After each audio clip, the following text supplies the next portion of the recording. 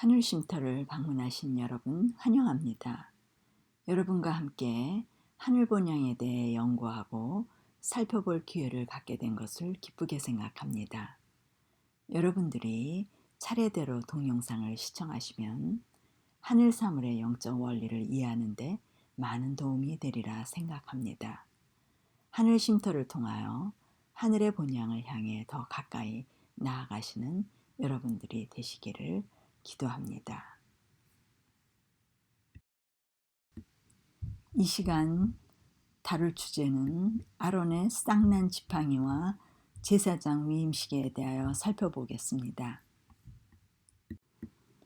히브리서 9장 1절에서 5절 첫 언약에도 섬기는 예법과 세상에 속한 성소가 있더라. 예비한 첫 장막이 있고 그 안에 등대와 상과 진설병이 있으니 이는 성소라 일컫고 또 둘째 휘장 뒤에 있는 장막을 지성소라 일컫나니 금향로와 사면을 금으로 싼 언약궤가 있고 그 안에 만나를 담은 금항아리와 아론의 쌍난 지팡이와 언약의 비석들이 있고 그 위에 속죄소를 덮는 영광의 그룹이 있으니 이것들에 관하여는 이제 낱낱이 말할 수 없노라.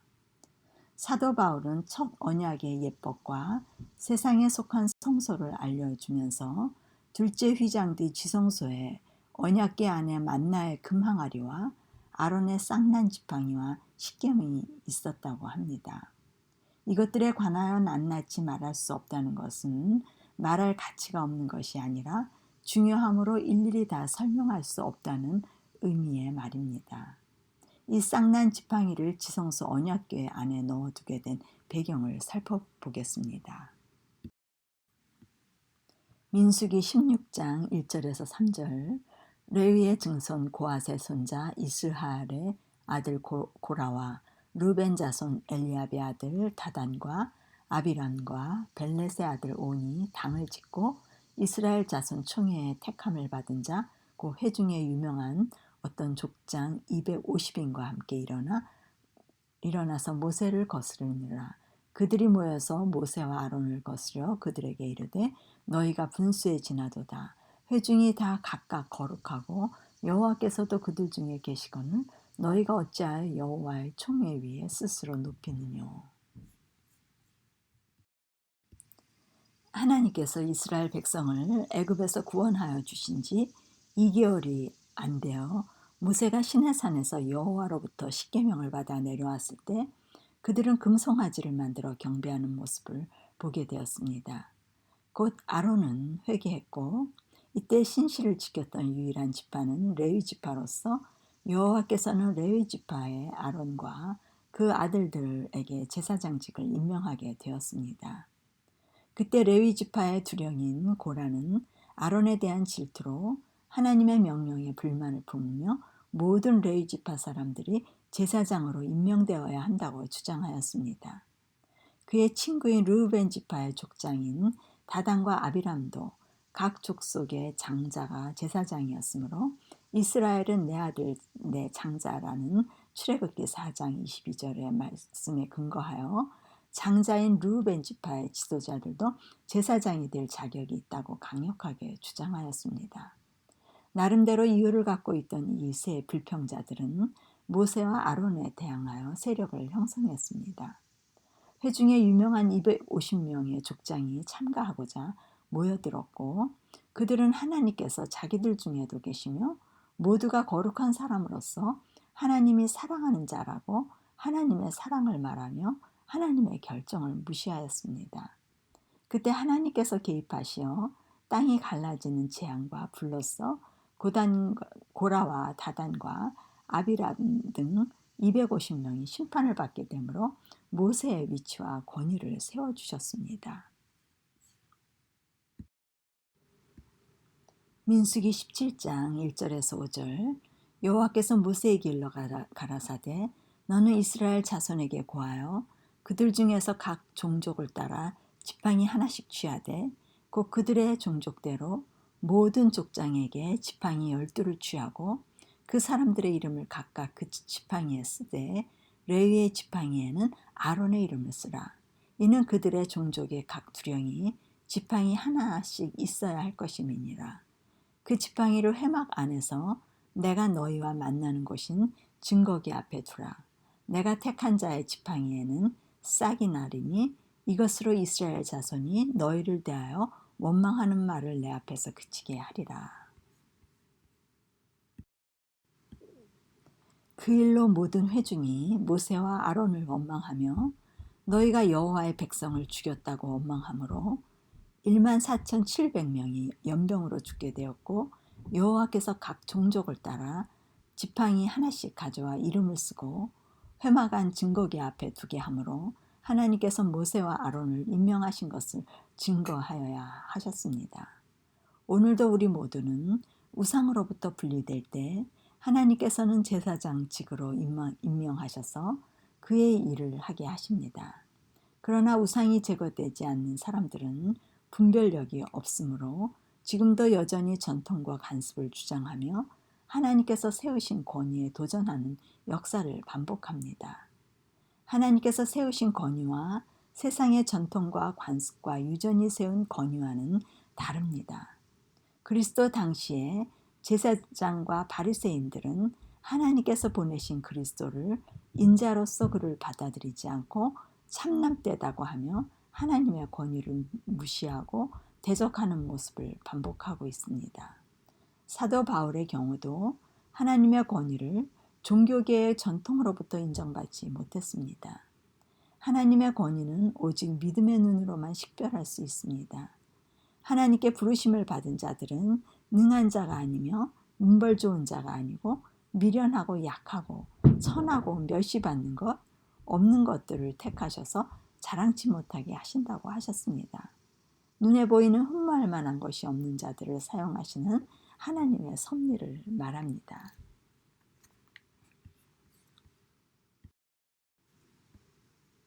민수기 17장 8절에서 11절. 이튿날 모세가 증거의 장막에 들어가 본즉 르의 집을 위하여 낸 아론의 지팡이에 um이 돋고 순이 나고 꽃이 피어서 살구 열매가 열렸더라. 모세가 그 지팡이 전부를 여호와 앞에서 이스라엘 모든 자손에게 취하여 내매 그들이 보고 각각 자기 지팡이를 취하였더라. 여호와께서 또 모세에게 이르시되 아론의 지팡이는 증거기 앞으로 도로 가져다가 거기 간직하여 패역한 자에 대한 표징이 되게 하여 그들로 내게 대한 원망을 그치고 죽지 않게 할지니라. 모세가 곧 그같이 하되 여호와께서 자기에게 명하신 대로 하였더라. 아론의 지팡이는 um이 돋고 순이 나고 꽃이 피어서 살구 열매가 열렸습니다. 열매란 나무의 성질에 따라 달라집니다. 고라와 다단과 아비람의 불평과 불만은 그들이 품성의 열매를 맺을 수 없는 자들임을 나타냅니다. 그들은 모든 백성들이 거룩하다고 주장하며 자신들이 제사장의 일을 할 자격이 있다고 주장하였지만 실상 그들은 의와 평강의 열매가 없음을 드러내는 것입니다. 그들은 제사장직에 관련된 권력과 명예를 탐하였던 것입니다. 열매 맺는 지팡이는 비유로서 여호와께서 오직 자신의 성령이 불어 넣어진 종들만이 성직자의 봉사의 열매를 맺을 수 있는 자격이 있음을 의미합니다. 살구나무는 감시자, 깨우는 자, 서두른다는 뜻으로 불려졌습니다. 나무들 가운데서 첫 번째 열매로서 살구나무 열매는 그리스도를 나타냅니다. 봄은 싹이 트는 계절이지만 싹이 트는 과정은 가을의 늙은 잎사귀를 밀어내고 나서 모든 장가지 끝에 생명력을 집중시켜 추운 겨울을 지내면서 봄의 생명이 움틀 준비를 하며 기다립니다. 겨울나무 가지는 약하게 보이지만 그 안에는 그 나무의 생명의 열매와 함께 씨가 숨겨져 있습니다. 농부들은 이 잔가지를 믿음의 눈으로 보아 열매와 씨를 얻을 준비를 합니다. 그들은 이때 전정을 하여 미리 나무의 열매를 얻을 준비를 하며 열매와 씨를 기대합니다.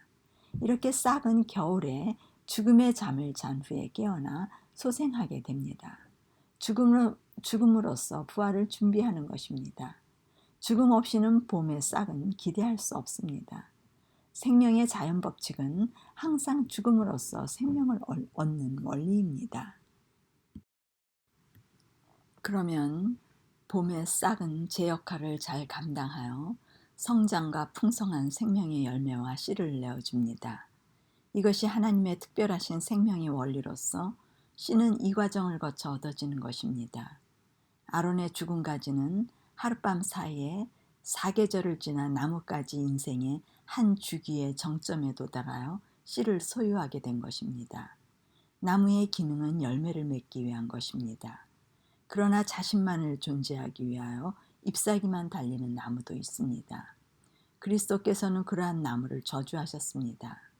나무는 열매가 있어야 합니다. 왜냐하면 열매 안에 생명의 씨가 있기 때문입니다. 그리스도를 통하여 우리도 마음밭에 씨를 받으면 자라서 열매를 맺게 됩니다. 열매 없는 나무는 도끼에 찍혀 불에 태워버린다고 하십니다. 그것의 의미는 열매가 없다는 것은 씨가 없음을 말하며 씨가 없다는 것은 생명을 나눌 수 없다는 말입니다. 열매 속에는 앞으로 수백 세대, 수천 세대의 존재가 들어있는 것입니다. 하나님께서는 아브라함에게 내 씨로 말미암아 천하 만민이 복을 얻으리니라고 약속하셨는데 바울은 이 씨가 그리스도라고 밝혔습니다. 이리하여 아론의 열매 맺는 지팡이는 우리의 대제사장이신 그리스도께서 생명을 주시는 봉사를 하는 지도자의 표상이 됩니다. 이 지팡이의 원 소유자 모세는 아론에게 죽은 지팡이를 주었습니다. 그리스도께서 이 땅에 계실 때에 흠모할 만한 아름다운 것이 없는 것으로 마른 가지처럼 보이셨습니다. 그러나 그분의 생애는 가장 위대한 삶을 사셨으며 그분의 죽음은 없어지는 죽음이 아닌 모든 믿는 자들을 살리는 생명의 죽음을 죽으신 것입니다. 이것이 그분의 창조 사역이며 하나님의 영광의 능력입니다.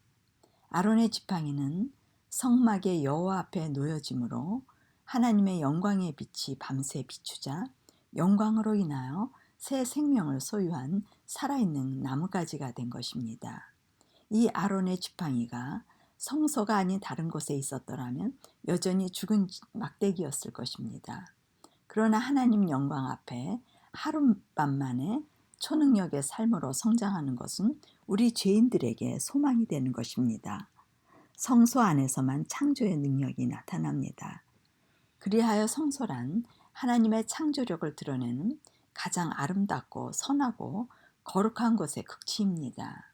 그리하여 성경은 창조주 하나님을 드러내시기 위하여 창세기부터 시작하여 계시록까지 성소를 통하여 함께 거하시고 일하시고 역사하시는 모습을 보게 됩니다. 성소 안에 생명의 씨가 있기 때문입니다. 그리스도 안에서 하나님께서는 무에서 유를 창조하시는 능력을 나타내시는 것으로 우리 죄인의 심령을 죽음 막대기에서 산나무가지로 변화시키는 것이 가장 위대한 창조의 능력입니다. 창조력은 하나님의 영광의 능력으로서 그분은 죄인들에게 자신의 계획을 순식간에 성취하실 수 있는 능력을 나타내셔서 영광을 드러내십니다. 이 성소에 하나님의 영광이 아니라면 죄인에게 생명을 얻을 다른 길은 달리 없습니다. 이것의 의미는 내 자신의 존재가 어떠하든 하나님의 손에 들리면 놀라운 생명의 일이 일어나는 것이요. 생명을 얻는 것은 초자연적 능력으로 창조는 초자연적 능력으로 이루어지는 것으로 우리는 우리 자신의 모습을 보면서 실망할 일이 아닙니다. 실망하는 사람들은 아직 하나님의 능력을 모르기 때문입니다. 나이 드신 분들은 내가 기억력이 없어서 성경을 못 외우니 하나님께서 일을 하실 수가 없어 라고 말합니다. 또 때로는 나는 머리가 둔하고 지식이 없고 말주변이 없고 배운 게 없어서 하나님이 일하실 수 없어. 또 내 성격은 이러이러해서 하나님이 일할 때 지장을 받게 돼 등 자신의 연약성으로 하나님께서 사용하실 수 없을 것이라고 생각합니다. 그러나 아론의 죽은 나무를 살리셔서 아름다운 꽃을 피게 하시고 열매를 맺게 하시는 하나님의 창조의 능력을 우리에게 나타내 보여주십니다. 그분의 생명력은 자신의 상태가 어떠하든지 창조하셔서 일을 하시는 분이십니다. 무식한 제자들이 유창한 각 나라의 방언을 하듯 시골의 어부들이 유창한 설교자가 되어 심령을 움직여 하나님의 사업을 전하는 일에 부족함이 없듯이 하나님의 뜻은 우리에게 이루어질 수 있는 것입니다. 그러나 우리가 여전히 자신 안에 존재하는 욕심과 우상으로 인하여 완전히 비워지지 않는 무상태가 없는 상태가 되어지지 않기 때문에 있어야 할 일이 이루어지지 않는 것뿐입니다. 창조는 아무것도 없는 상태이어야 새 것이 존재하는 것입니다. 우리는 진화에 익숙해진 사람들입니다. 사단은 에덴에서 하나님의 창조의 능력을 무시하고 스스로 발전하여 창조의 영역에 이르라고 유혹하던 일을 역사 속에서 같은 유혹을 되풀이하고 있습니다. 하나님의 창조보다는 너가 스스로 높은 경지에 이룰 수 있어. 너 자신의 것을 버리지 말고 자신을 잘 개발해봐 라고 속삭이며 쉬운 길을 받아들이게 합니다. 그리하여 인간은 버리는 것이 아니라 고치는 일에 익숙해져 있습니다. 좀 더 발전시키는 것이 훌륭한 일이라고 생각하며 지식도 더 넓히고 더 높이고 능력도 더 익숙하게 개발하고 발전시키고 선한 생각과 의도와 선한 일도 더 많이 하려고 노력하는 그리스도인의 차원에 머무르며 만족하고 있기 때문에 창조의 일은 쉽게 일어나지 않습니다. 성소는 죽은 자를 살리셔서 없는 것을 있게 하시는 곳입니다. 로마서 4장 17절 기록된 바 내가 너를 많은 민족의 조상으로 세웠다 하신 같이 그의 믿은 바 하나님은 죽은 자를 살리시며 없는 것을 있는 것 같이 부르시는 이시니라.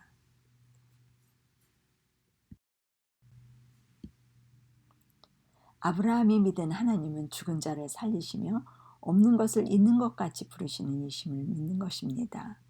죽은 자를 살리시는 것을 믿는 것이 믿음입니다. 일을 하지 않아도 경건치 아니한 자를 의롭다 하시는 일을 믿는 것을 의로 여기신다고 하셨습니다. 죽은 자는 없는 자입니다. 무상태입니다. 오늘 우리 자신은 없는 자이며 죽은 자 곧 무의 상태입니다. 그것을 알 때 그리스도가 필요합니다. 마음을 편안하기 위하여 처해진 상황에서 구원을 받기 위하여 좀 더 질이 나은 삶을 살기 위하여 그리스도의 필요를 느끼는 것이 아니라 그 이상의 것, 죽은 자임을 알고 새 생명을 얻기 위하여 그리스도의 필요성을 느껴야 합니다. 아브라함은 자신의 소유를 하나님의 것으로 여기며 자신의 소유, 곧 그것은 자식까지를 포함하여 하나님께 돌려드리는 것입니다. 없는 것으로 여기는 것입니다. 죽이시면 살리시는 분을 믿음으로 이삭을 바칠 수 있었던 것입니다. 창조는 인간적 정서로는 이해할 수 없는 부분입니다. 아브라함이 믿은 하나님은 창조주를 믿는 것으로서 그가 믿은 하나님은 경건치 아니한 자를 의롭게 하시는 분을 믿은 것입니다. 오늘 우리에게도 같은 믿음을 소유할 때 아브라함의 자손이 되는 것입니다. 아론의 지팡이는 마른 가지에서 부활한 지팡이가 되어 하나님의 법궤 안에 영예의 장소에 안치되었습니다. 이 지팡이는 부활 후에 자기 아버지의 보좌로 승천하여 영원하신 분의 품속에 영예로운 자리에 앉으신 그리스도를 가리킵니다. 이 법궤 안의 지팡이는 이스라엘에게 애굽에서의 옛 삶과 광야에서의 방황과 약속된 땅에서 하나님의 임재 가운데 사는 새로운 삶을 끊임없이 상기시켜주는 것이 되었습니다. 이 생명의 지팡이는 하나님의 백성들에게 현실에 대해 불평하지 않고 하나님께서 권위를 부여한 자들에게 의심을 품지 않도록 교훈으로 보존되었습니다. 그들은 하나님께서 허락하신 것들을 받아들여 자신을 향한 하나님의 뜻을 살펴봐야 했습니다. 때로는 생애를 살 때 개인의 삶에 혹은 사회에 대해 불공평한 처사와 이해 못할 일들이 일어납니다. 때로는 위정자들이나 지도자들의 다스림이 하나님의 공정과 공의에서 벗어나는 모습을 보기도 하고 세상에 돌아가는 여러 가지 일들이 죄로 인하여 악으로 기울어져 가는 것을 보기도 합니다. 그러나 그것을 허락하신 하나님의 선한 뜻을 알아야 그리스도의 평강이 마음을 지배할 수 있습니다. 그리스도께서 이 땅에 사시는 동안 나라의 위정자들과 교회의 지도자들을 개혁하지 않으셨습니다. 그분은 자신의 나라는 이 세상에 속한 것이 아니라고 말씀하셨습니다. 이 땅은 갈수록 죄의 결과로 고통당할 것을 예언하셨습니다. 이때 그리스도인들은 하나님께 모든 것을 맡기고 그분의 품성 안에 거하며 생명의 열매로서 주변의 영혼들에게 빛을 비추기에 부족함이 없도록 자신을 살피며 허락하신 삶을 사는 일이 하나님과 연합하는 일이 됩니다. 갈수록 말세의 징조로 어두움은 더해가지만 어두울수록 하나님의 빛은 더욱 빛날 것이며 그분의 영광은 믿는 자들로 하여금 드러날 것입니다. 세계가 다 내게 속하였나니 너희가 내 말을 잘 듣고 내 언약을 지키면 너희는 열국 중에서 내 소유가 되겠고 너희가 내게 대하여 제사장 나라가 되며 거룩한 백성이 되리라. 너는 이 말을 이스라엘 자손에게 고할지니라.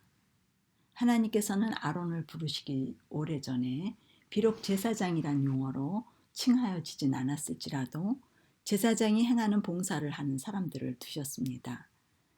아담과 하와의 타락 후에 아버지가 가정의 제사장이 되었고 인구가 불어나자 장자가 그 씨족에서 책임을 맡았고 아브라함 시대에 제사장 직분은 장자의 상속권으로서 특권으로 생각하게 되었습니다.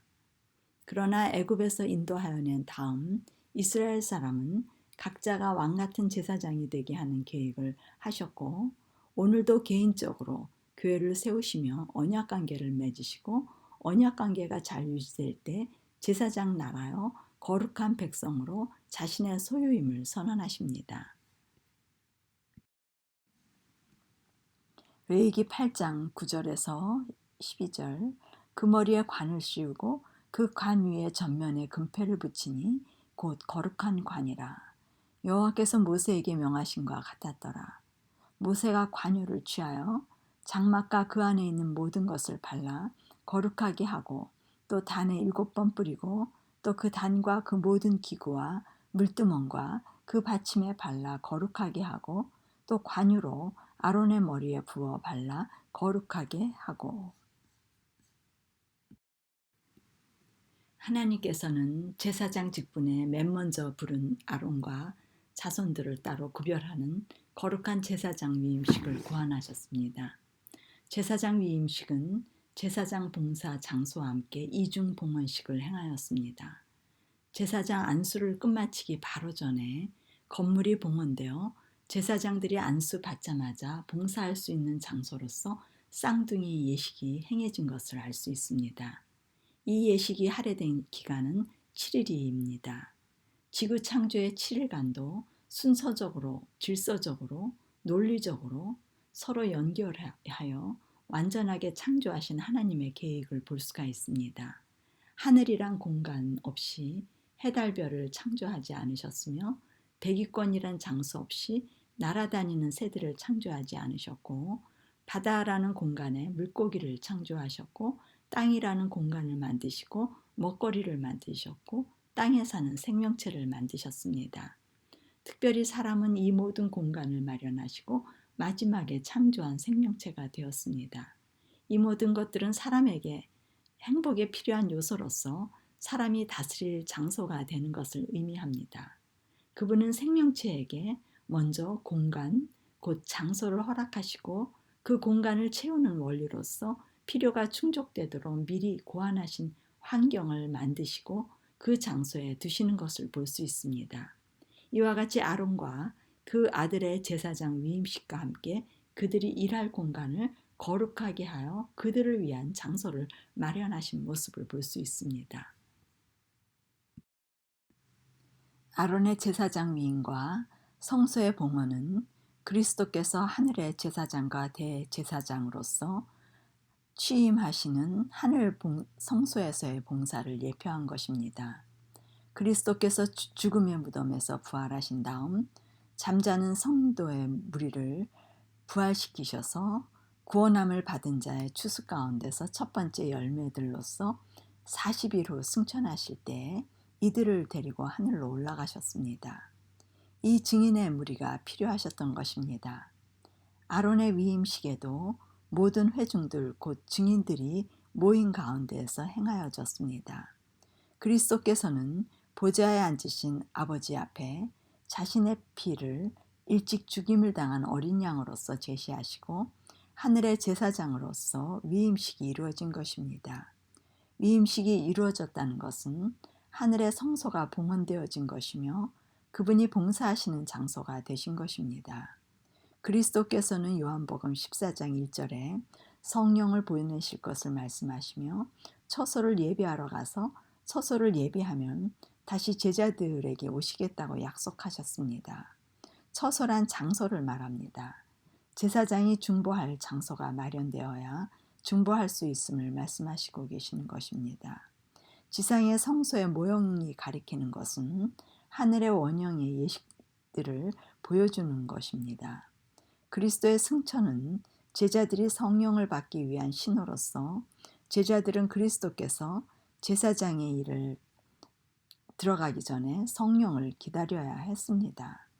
그리스도께서는 천사들과 함께 하늘보좌에 오르셔서 제사장 위임식이 끝나자마자 오순절 성령을 풍성하게 제자들에게 임하게 하셔서 다시 그들과 동거하게 하시게 된 약속이 이루어진 것입니다. 이것이 그리스도께서 하늘 성소에서 제사장의 취임식이 끝났다는 사실을 하늘에서 알려주시는 것입니다. 그리스도께서는 약속에 따라 제사장이요 왕으로서 하늘과 땅의 모든 권세를 받으셨고 기름 부음을 받으신 분이었다는 증거로 성령을 보내주신 것입니다. 그리하여 그분은 제자들과 오늘 우리와 함께 동거하실 수 있으시며 같이 사실 수 있으십니다. 이것이 이스라엘의 제사장에게 거룩한 기름을 붓는 예식에 담겨진 의미입니다. 하나님께서 하늘의 제사장을 임명하시고 그분이 일하실 하늘 성소의 봉헌식을 허락하셨습니다. 이제 하늘이 성소가 되는 것입니다. 그리스도께서 재림하실 때까지 성소는 존재하게 됩니다. 오늘 많은 사람들이 하늘에 무슨 죄가 있어 하늘의 성전이 필요하냐며 반문합니다. 그리스도의 십자가 사건 이후 이 땅의 성소는 폐지되었지만 하늘의 성소가 시작되는 것으로 그리스도께서 하늘 성전에서 제사장의 일을 하시게 됩니다. 이 땅에 죄가 존재하며 구원받을 죄인들이 존재하는 한 그리스도의 재림 전까지 성소와 제사장은 필요합니다. 이 땅에서 죄인들은 믿음으로 우리의 큰 대제사장을 따라 은혜의 보좌 앞으로 담대히 나아갈 수 있다고 히브리서 4장 16절 말씀하시고 에베소서 4장 4절에서 6절에 허물로 죽은 우리를 은혜로 구원하셔서 그리스도와 함께 일으키사 하늘에 앉히신다고 바울은 증거하고 있습니다. 그리스도의 하늘 성소의 중보로서 구원받은 자들은 성소에서 아버지와 함께 동거하며 사는 삶을 말합니다. 중보란 성소 원리에 기초하면 번제단의 십자가의 경험, 즉 죄인들의 심령에 성령이 임하심으로 하실 수 있는 것입니다. 성령이 임하시지 않으면 중보가 이루어질 수 없습니다. 죄사함을 받았다라는 말은 성령이 임하셨다는 말로서 죄사함을 받아야 중보가 이루어집니다. 그리스도께서는 모든 사람을 위해 중보하시고 싶지만 생명의 원리, 성소도의 원리는 반드시 피가 있어야 성소에 들어갈 조건이 되어지며 죄사함을 받을 수 있기 때문입니다. 성소 안에서만 제사장의 중보의 효력이 있습니다. 그러므로 하늘 성소가 있기 때문에 제사장이 된 그리스도인들은 그리스도의 피로 구원함을 받았고 그 후에는 계속적인 정결이 여전히 유지될 수 있는 것입니다. 그리스도의 재림 이후 계시록 21장 2절에서 4절에 새하늘 새 땅에 하늘에서 거룩한 성 새 예루살렘 곧 하나님의 장막이 내려오는 장면이 있습니다. 계시록 21장 22절에 예루살렘 성 안에는 성전이 없다고 합니다. 그때에는 더 이상 죄가 존재하지 않으므로 이전과 같은 피를 요구하는 성전이 필요 없습니다. 하나님과 어린 양이 성전이 되십니다.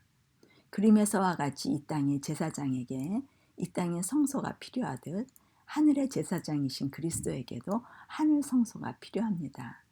이 땅에서 그리스도께서는 하늘 성소를 예비하셨듯이 이제는 하늘 성소에서 새하늘 새 땅에 거할 새 예루살렘 성전, 그곳은 더 이상 성전이 없는 곳을 말함으로써 이 땅의 제사장들과 함께 예비하고 계시는 중이십니다. 이렇게 창조에서 보이셨듯이 먼저 거할 장소를 예비하시고 생명체들을 거하게 하신 하나님께서 마지막까지 거할 장소를 예비하는 모습을 통하여 창세기에서 계시록까지 자녀들을 거하게 하시기 위하여 부지런히 집을 짓고 계시는 하나님의 사랑을 우리들에게 보여주고 계십니다. 출애굽기 29장 4절에서 9절, 너는 아론과 그 아들들을 회막문으로 데려다가 물로 씻기고 의복을 가져다가 아론에게 속옷과 에봇 받침, 겉옷과 에봇을 입히고 흉배를 달고 에봇에 공교 있잔 띠를 띄우고 그 머리에 관을 씌우고 그 위에 성패를 더하고 관유를 가져다 그 머리에 부어 바르고 그 아들들을 데려다가 그들에게 속옷을 입히고 아론과 그 아들들에게 띠를 띄우며 관을 씌워서 제사장의 직분을 그들에게 맡겨 영원한 규례가 되게 하라. 너는 이같이 아론과 그 아들들에게 위임하여 거룩하게 할지니라. 제사장 위임식은 거룩하게 하기 위한 예식입니다. 위임식을 위해 준비물이 있습니다. 숫소 하나와 흠없는 수양 둘, 무교병과 무교과자와 기름 바른 무교 전병이 준비되면 모세는 아론과 그 아들들을 데리고 옷을 벗기고 물에 씻기고 옷을 입히고 관유를 부어 바르고 관을 씌우고 수양을 잡아 피를 아론과 그 아들들의 오른 귓부리에 바르고 오른손 엄지와 오른발 엄지에 바르고 피와 관유를 옷에 뿌리는 거룩한 예식을 진행하게 됩니다. 이 위임식의 준비와 모든 일은 모세가 하는 것을 볼 수 있습니다. 모세는 그리스도를 표상하며 제사장은 우리 믿는 자들을 나타냅니다. 모세는 그들의 더러운 누더기 옷을 벗기고 물에 완전히 잠기게 하여 물로 씻겼습니다. 이것은 완전히 목욕하는 것을 의미합니다. 요한복음 13장 10절에 이미 목욕한 자는 발밖에 씻을 필요가 없고 온몸이 깨끗하다고 합니다. 목욕 의식은 침례로 손과 발을 닦는 것은 세족식으로 오늘날 행해지게 되었습니다. 이 목욕 의식은 아론과 그의 아들들은 스스로 할 수 없으며 모세가 그들을 위하여 행하는 교훈을 알려줍니다. 그들의 옛 삶은 장사 지내고 자신들은 죽음으로써 자아부인의 삶을 의미합니다. 오늘 우리 그리스도인들이 제사장으로서의 능력을 얻기 위해 할 수 있는 일은 다만 자아를 부인을 선택하며 그리스도께서 자신의 모든 생애를 맡기며 자신을 정결케 하도록 온전히 의탁하는 것이 제사장이 되는 조건입니다. 그러면 누더기 옷을 제거하시고 의의 옷을 입혀 거룩하게 해주십니다. 옷을 입히고 띠를 띄우고 몸에 매주고 붙여주고 넣어주고 씌워주고 발라주고 제사장을 세우기 위해 이 모든 일들은 모세가 주는 것입니다. 이와 같이 그리스도께서 거룩을 위해서 우리에게 모든 것을 해 주십니다. 해 주시는 것을 우리는 받게 되면 그것이 성별이 되는 것입니다. 우리는 믿음으로 성령의 기름의 부음을 받아 제사장의 자격을 얻을 수 있습니다.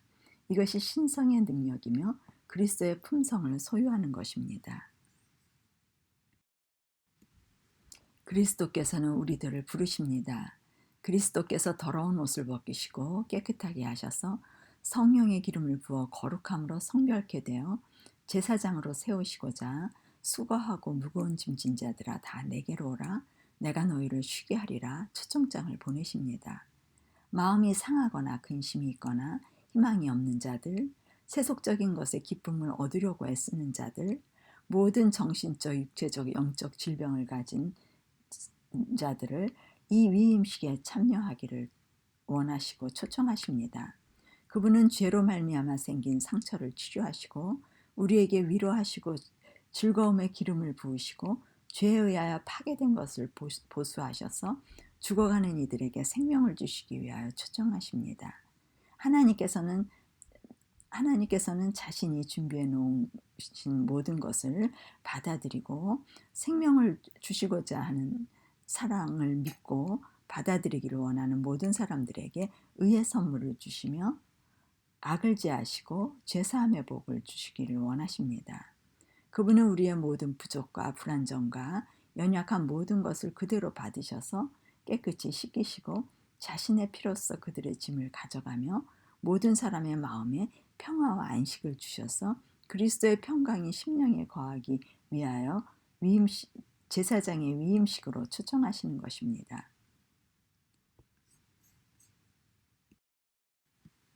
고린도후서 3장 18절 우리가 다 수건을 벗은 얼굴로 거울을 보는 것 같이 주의 영광을 보매 저와 같은 형상으로 화하여 영광으로 영광에 이르니 곧 주의 영으로 말미암음이니라.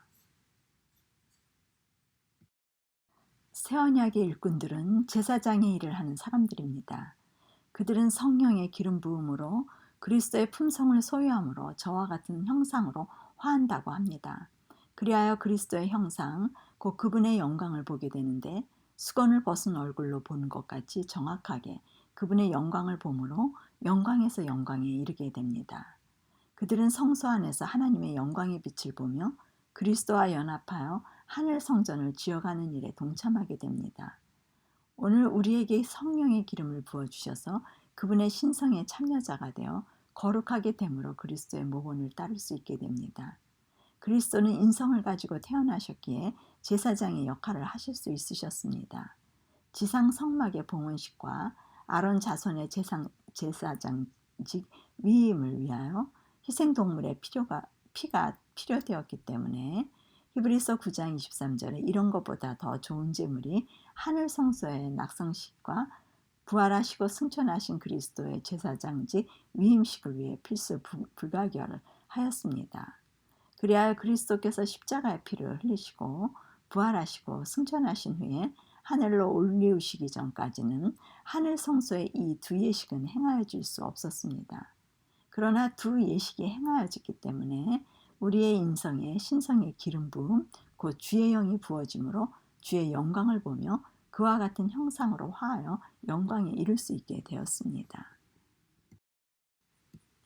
출애굽기 30장 22절에서 25절 여호와께서 모세에게 또 일러 가라사대 너는 상등 향품을 취하되 액체 몰약 500세겔과 그 반수의 향기로운 육개 250세겔과 향기로운 창포 250세겔과 계피 500세겔을 성소의 세겔대로 하고 감람기름 한 흰을 취하여 그것으로 거룩한 관유를 만들 때 향을 제조하는 법대로 향기름을 만들지니 그것이 거룩한 관유가 될지니라.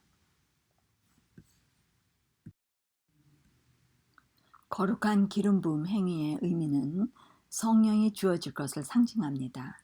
그리스도께서 성령의 기름 부으심으로 능력을 입으셨습니다. 기름 부음을 받은 자를 뜻하는 단어는 히브리어의 메시아와 히라버의 그리스도입니다.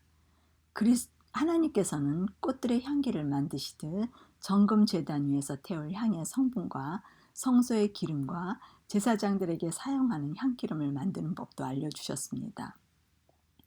향수를 만드는 사람은 이 지시에 정확하게 따라야 했습니다. 향기름의 혼합은 정확한 비율로 혼합되었는데 몰약, 육개, 창포, 계피와 같이 잘 익은 상품의 감람에서 짜낸 기름과 혼합되었습니다. 감람기름은 모든 것을 고루 미치고 향료들을 매끈하게 하나로 섞는 역할을 합니다. 몰약은 발삼을 분비하는 나무에서 자연적으로 나오는 향기로서 봄의 향기로 불리우는데 으깨지고 헌신적인 나무 속으로부터 흘러나오는 액입니다. 육개는 사랑과 밀접성을 생각나게 해주는 짙은 향수이며 창포는 열의와 열정으로 자극하는 생강과 같은 맛의 재료이며 계피는 얼얼한 맛을 내고 신비적인 짜릿한 느낌을 더하는 향수입니다. 이 향기로운 기름은 항상 성막에 저장돼 있어야 하였습니다. 관유는 선지자, 제사장, 군주를 공식적으로 기름 부을 때 사용되었습니다. 기름 부음으로 성막과 그 안에 있는 기구들을 그 기능을 위하여 거룩하게 했습니다. 거룩한 기름은 세속적인 목적을 위하여 사용하여서는 절대로 안 된다고 경고하였습니다. 고린도후서 2장 14절에서 16절 항상 우리를 그리스도 안에서 이기게 하시고 우리로 말미암아 각처에서 그리스도를 아는 냄새를 나타내시는 하나님께 감사하노라. 우리는 구원을 얻는 자들에게나 망하는 자들에게나 하나님 앞에서 그리스도의 향기니 이 사람에게는 사망으로 쫓아 사망에 이르는 냄새요 저 사람에게는 생명으로 쫓아 생명에 이르는 냄새라. 누가 이것을 감당하리요. 우리가 하나님께 드릴 수 있는 최대의 찬양은 하나님께서 일할 수 있는 성별된 통로가 되는 것입니다. 하나님께서는 온 마음을 원하십니다. 우리는 창조와 구속으로서 모두 그분의 것입니다.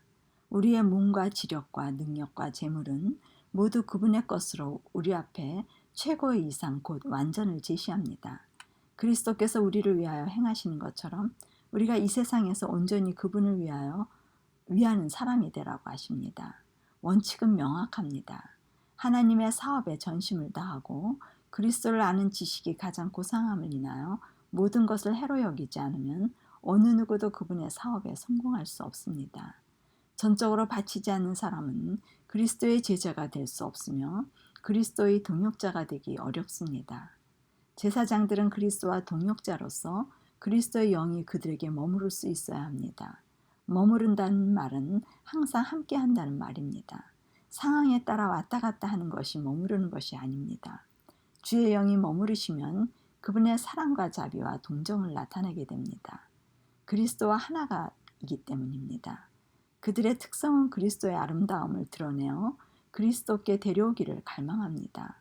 그리스도 밖에 있는 영혼들의 위험을 보게 될 때 동정심으로 잘못하는 영혼을 옳은 길로 인도하기 위해 큰 인내와 관용과 용서하는 사랑을 끊임없이 나타내며 매일 그리스도의 동정을 드러냄으로써 그리스도의 생명의 향기가 끊임없이 향을 발하게 합니다. 베드로전서 2장 5절에서 5절 9절 너희도 산돌같이 신령한 집으로 세워지고 예수 그리스도로 말미암아 하나님이 기쁘게 받으실 신령한 제사를 드릴 거룩한 제사장이 될지니라. 오직 너희는 택하신 족속이요 왕같은 제사장들이요 거룩한 나라요 그의 소유된 백성이니 이는 너희를 어두운 데서 불러내어 그의 기이한 빛에 들어가게 하신 자의 아름다운 덕을 선전하게 하려 하심이라. 오늘 우리 그리스도인들에게도 오순절 제자들에게 임한 성령의 거룩한 기름이 똑같이 주어집니다. 그리하여 새언약의 신약시대에는 우리 개인이 성령을 받음으로써 거룩한 제사장으로 취임하게 됩니다. 그러면 성전이 봉헌되게 됩니다. 성전은 우리 마음이 됩니다. 그리하여 성전 봉사의 일을 하게 됩니다. 그것이 신령한 집을 세우고 유지하고 집을 짓는 일을 하게 되는 것입니다. 이 신령한 집은 마음의 성전이며 하늘에 맞추어질 예루살렘 성전을 예비하는 일입니다. 과거 구름기둥이나 불기둥이 이스라엘 백성의 행군을 시작할 때는 언제든지 제사장들의 감독 아래 레위인들이 성막에 여행을 준비하였는데 제사장들은 거룩한 기구 전부를 덮어야 하고 그 후에 레위인 운반자가 그 기구들을 들고 행진하였습니다. 그러나 제사장들만이 법궤를 들도록 허용하였습니다. 제사장들은 법궤를 어깨에 메고 행렬의 선봉으로 행진하였습니다. 오늘 그리스도인들은 기름 부음을 받아 제사장이 되어 어디를 가나 법궤를 메고 행진하는 사람들입니다. 성령이 임함으로 인하여 하나님의 법이 그리스도인들의 마음에 새겨짐으로 아름다운 빛을 바라는 삶을 살게 되는 것입니다. 그리스도의 품성이 아름다운 덕을 선전하게 됩니다. 빛과 소금으로서 주변을 비추는 제사장의 사역을 잘 감당하게 됩니다. 이사야서 61장 1절 주 여호와의 신이 내게 임하셨으니 이는 여호와께서 내게 기름을 부으사. 기름 부음을 받은 제사장이란 성령이 임하심으로 그리스도의 임재로서 함께 사는 삶이 이루어지는 것입니다. 이사야서 61절 말씀이 그리스도께 성취된 말씀이며 또한 우리 그리스도인들에게 성취되어질 말씀을 가리킵니다. 성경의 많은 부분들이 그리스도를 가리키며 그분의 사명과 품성을 기록한 것으로 말씀이 그분에게 성취되는 지식은 많이 알고 있어도 그리스도에 관한 말씀으로만 알고 있다면 우리와는 아무 관계가 없는 것이 됩니다. 그분께서 죄를 이기셨다는 것을 알지만 자신이 죄를 이길 수 있다는 것을 적용시킬 수 없다면 그 말씀은 자신에게 아무 유익이 되지 않습니다. 그리스도에 관한 지식만 아는 것은 율법주의 정신에 젖어 다른 사람을 정죄하는 죄에 빠질 수 있습니다. 그분이 성육신 하셔서 인성과 신성을 연합시키시고 우리에게 순종의 모본을 주시고 순종할 능력을 우리에게 주셨습니다. 이것이 하나님의 자녀가 되는 권세를 받아 그리스도를 영접할 때 그리스도의 생애를 살 수 있는 능력도 받게 되므로 그분의 생애가 우리의 생애가 될 수 있음을 의미합니다. 여호와의 신이 임하시고 기름을 내게 부으시는 것이 제사장의 임명입니다. 이것은 오늘 우리 그리스도인들이 제사장 일을 하는 것을 말합니다. 그리스도께서 하신 제사장의 사명은 우리 그리스도인들도 똑같은 일을 하게 되는 것입니다. 가난한 자에게 아름다운 소식을 전하게 하려 하심이라. 가난한 자에게 아름다운 소식은 부자가 될 것이라는 것이 아름다운 소식이 아닙니다. 가난한 자에게 이른 가난은 복으로 인도되어지는 도구이므로 가치 있는 것임을 알려주는 것입니다. 이 땅에서 사는 것이 모든 것이라면 가난하게 사는 것이 화여 저주이지만 영원한 삶을 살기 위해서는 어차피 땅의 소유는 버리고 가야 하는 하늘의 성도에게는 쉽게 버려질 수 있다면 하늘이 그만큼 가깝다는 것을 의미하는 것을 알려주는 것입니다. 이 땅에 뜻을 두고 살려고 한다면 가장 비참한 사람이 될 수 있으나 하늘의 뜻을 두고 사는 사람에게는 가장 큰 우상을 쉽게 던져버릴 수 있다는 것과 그것으로 인하여 품성이 아름다움을 가진 소유와 바꾸는 과정임을 전해줍니다. 때로는 간증을 하기도 하고 사례를 전하기도 합니다. 행복은 돈으로 주어지는 것이 아니요 진정한 행복은 그리스도의 품성을 받아 이 땅에서 누리며 사는 것이라는 것, 그의 나라와 의를 구함으로 무엇을 입을까 먹을까 마실까 걱정할 것이 없는 약속이 있음을 전하는 것이 제사장들의 일입니다. 제사장들은 항상 그리스도와 함께 연합하여 하는 일이므로 하늘의 지혜가 매 순간 떠올라 성령의 감동으로 하는 하늘의 말은 듣는 사람으로 하여금 심령이 움직여지며 그들도 하늘을 그리워하게 만듭니다.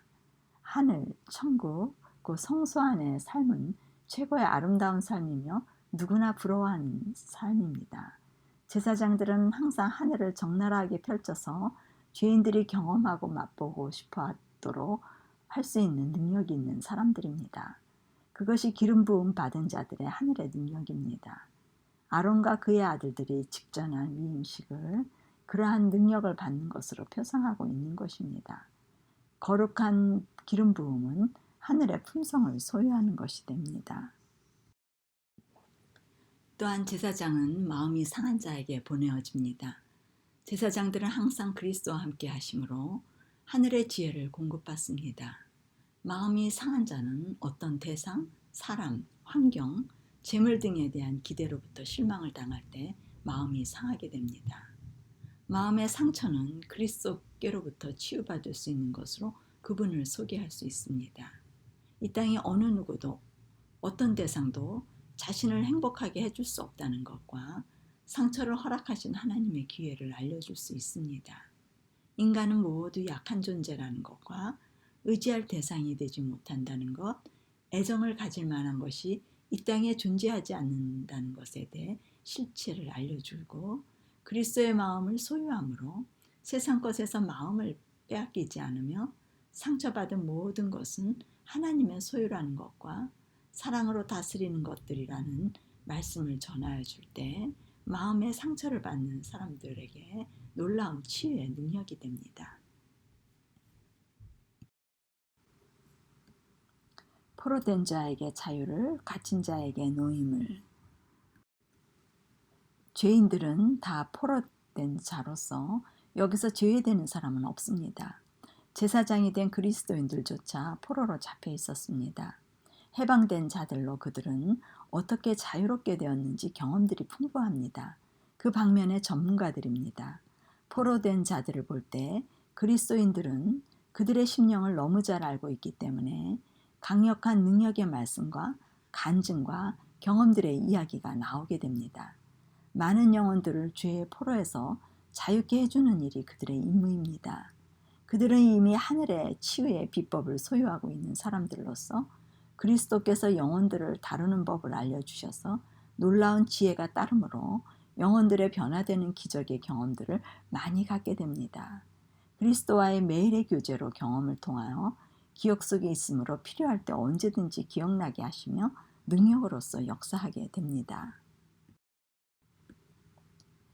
여호와의 은혜해와 우리 하나님의 신원의 날을 전파하며 모든 슬픈 자를 위로하되. 이사야서 61장 2절 말씀입니다. 제사장들은 심판에 대하여 알려주는 사람들입니다. 모든 일에는 결과가 있습니다. 그리스도의 품성을 소유하며 하나님과 동행하며 사는 사람들에게 심판이란 좋은 결과, 굿뉴스입니다. 성소의 성화의 삶을 사는 사람들에게는 품성의 열매를 찾으러 오시는 추수꾼인 그리스도께서 상을 주시는 그들의 삶의 좋은 결과를 보게 되는 때입니다. 이 땅에서 슬픔을 경험한 사람들은 세상의 희망을 버리고 마음의 천국을 누리며 영원한 삶의 뜻을 두고 살 기회임을 전하는 것입니다. 하나님께서는 모든 사람들이 자신의 품성과 일치되기를 원하십니다. 그리하여 은혜의 시간을 주시고 그분의 뜻에 일치되는 품성과 의의 속성들이 잘 조화되어 성전 안에 함께 사시기를 원하십니다. 언약의 관계로서 결혼하여 뗄래야 뗄 수 없는 관계로서 영원히 함께 살기에 적합한 사랑의 언약이 맺어져야 영원한 삶이 주어집니다. 그리스도와의 결혼관계를 맺도록 제사장들은 중매일을 하게 됩니다. 그리하여 신랑이 준비된 신부를 찾아오시는 것이 그리스도의 재림으로써 제사장들은 신랑을 소개하고 신랑을 맞이할 준비시키는 일을 합니다. 하늘 성소에서 그리스도의 중보 사업의 일을 바라보게 하는 일을 합니다.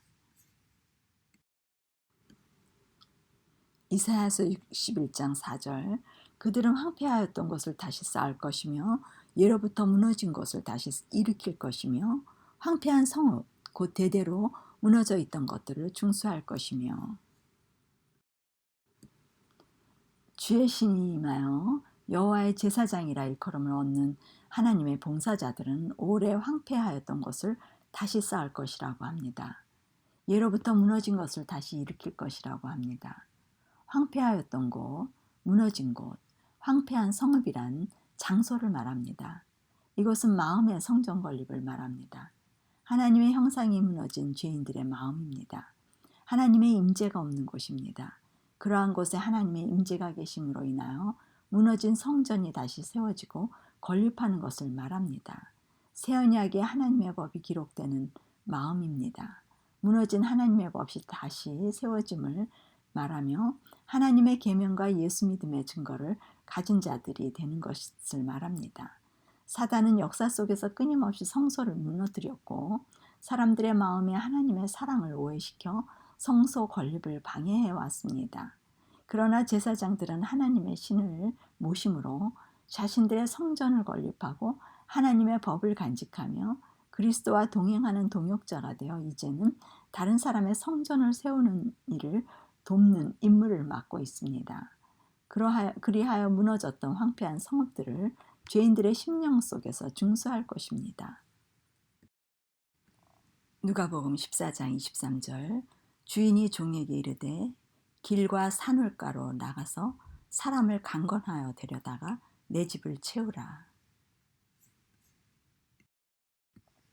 하나님의 집을 강건하여 채우라고 하십니다. 그리스도께서는 어느 누구에게도 강요하지 않으셨습니다. 그분께서 사용하시는 유일한 강제 수단은 사랑의 강권입니다. 그리스도를 믿도록 사람들에게 강요하는 것은 그리스도와 아무 관계가 없습니다. 양심을 강요하는 것은 사단의 정신입니다. 그분은 사랑의 강권으로 마음에서 우러나오는 원하는 사람의 자원의 봉사를 원하십니다. 사람들을 오류에서 돌이키고자 할 때는 이슬과 조용한 비가 시들어가는 식물 위에 내리는 것처럼 말이 부드럽게 흘러나와야 합니다. 성령께서는 사랑으로 하는 말을 심령에 적응시켜 주실 것입니다. 부드럽고 동정 깊은 사랑으로 낭망하고 의지할 데 없는 자들을 붙잡아주며 그들에게 용기와 소망과 힘을 불어넣어 주어 믿음으로 그분과 함께 동행할 것 같으면 전하는 기별에 능력을 주실 것입니다. 하나님의 사랑과 그분의 은혜를 잘 설명해 주므로 사람들이 복음을 받아들이도록 강권함을 받게 될 것입니다. 제사장들의 노력에 많은 결과가 분명히 나타나지 않을지라도 하나님의 일꾼들은 확실한 승리의 약속을 가지고 있습니다. 그리스도께서는 명확하게 실패처럼 보이는 일들을 계속해서 만나시고 일으켜 세우고 구원하는 일을 하시고자 하였으나 많이 이루지 못한 것처럼 보였습니다. 그러나 그분은 실망하지 않으셨습니다. 그분은 자신의 사명과 결과를 분명히 보셨고 악과의 싸움에서 진리가 결국 이길 것을 내다보시고 이것을 너희에게 이름은 너희로 내 안에서 평안을 누리게 하려 함이라.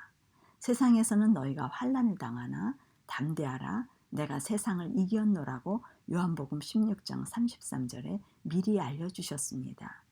그것은 현재에는 그렇게 보이지 않지만 장차 큰 날에 인정될 승리로서 결과를 보게 하시는 것입니다. 하나님께서 가치 있게 보시는 것은 우리가 한 일의 양이나 눈에 보이는 결과가 아니라 그 일을 한 정신입니다. 하나님에 대한 사랑과 그의 영광을 위한 열성과 인류를 위한 사랑이 그리스도로 하여금 세상에 오셔서 고난을 받으시고 돌아가시게 한 그분의 정신이셨습니다. 비록 마음이 완고한 자들로부터 그분의 사랑이 멸시를 받을지라도 반복하여 문 밖에 서서 두드리시며 호소하십니다. 영혼을 끌어다니는 그분의 사랑의 힘이 사람들로 하여금 그분을 받아들이게 합니다. 그리스도의 생애를 특징지었던 죄인들을 구원하기 위한 동일한 사랑이 제사장들의 생애로 특징짓게 됩니다. 이것이 그리스도교의 아름다움입니다. 여기에 미치지 못한다면 무엇보다도 자신의 구원에 대하여 더 많은 관심을 가져야 합니다.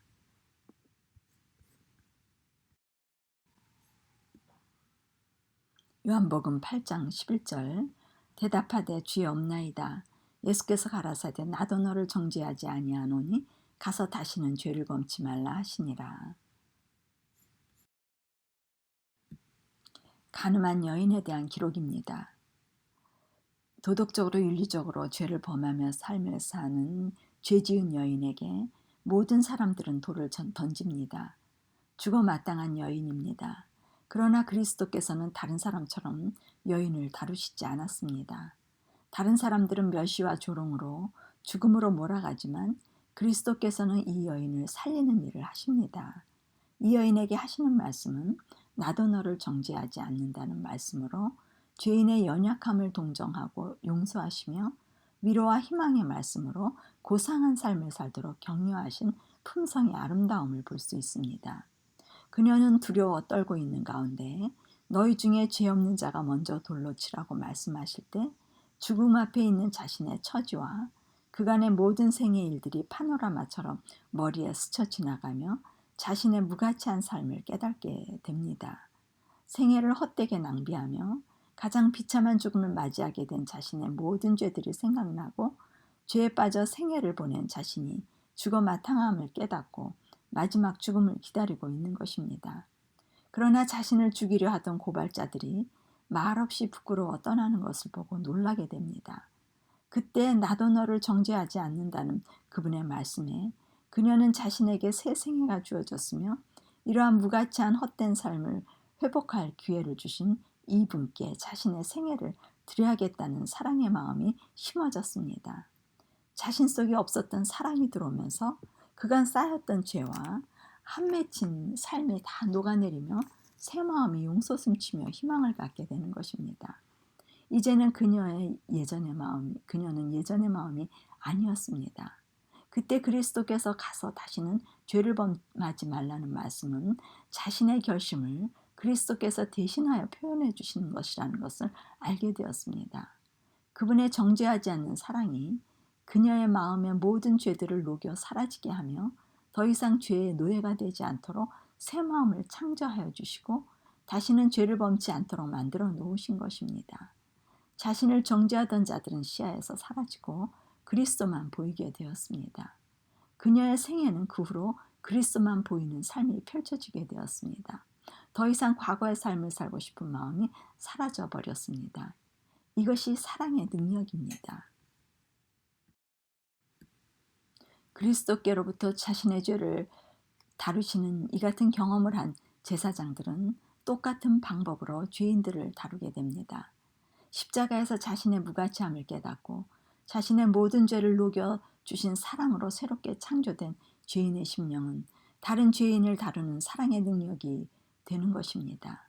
십자가에서 자아를 부인하는 삶은 이렇게 창조되어지는 것입니다. 자아 부인은 죄의 용서함과 함께 따라오는 것입니다. 이 둘은 뗄래야 뗄 수 없는 관계입니다. 그러므로 죄사함을 받았다는 말을 할 때에는 자신의 자아가 십자가에 못 박혔다는 의미이며 자아란 죄를 말하는 것으로서 자신의 죄가 그리스도와 함께 십자가에 못 박힘으로 그분이 죄를 짊어지시고 자신은 깨끗한 마음의 상태가 되었다는 것을 의미합니다.